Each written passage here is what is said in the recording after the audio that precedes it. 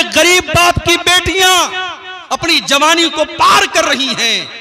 30 और 35 साल की हो गई हैं, और कोई वो खूबसूरत भी हैं, दीनदार भी हैं, पढ़ी लिखी भी हैं, मगर कोई उनका हाथ थामने को तैयार नहीं है, क्योंकि उनका बाप अपने होने वाले दामाद को बाइक नहीं दे सकता, 2 लाख रुपए कैश नहीं दे सकता और जहेज नहीं दे सकता। मेरे प्यारे साथियों, इस जहेज की रस्म ने आज कितने गरीबों की बेटियों को अपने कदम हराम रास्ते की तरफ लेके जाने पर मजबूर किया है, और कितनी जवान बेटियों की जवानी ढल गई, और कितने घरों में बदकारी हो गई, और कितने बापों ने खुदकुशी कर ली और बेटियों ने खुदकुशी कर ली, मगर हमारी आंखें नहीं खुलती और हम इस रस्म से पीछा छुड़ाने को तैयार नहीं हैं, क्योंकि लालच भरा हुआ है दिल के अंदर। और निकाह के जरिए हम ये चाहते हैं कि हम अपने बेटे का सौदा कर लें और शादी के जरिए हम पैसा कमा लें। लड़का जितना क्वालिफाइड है और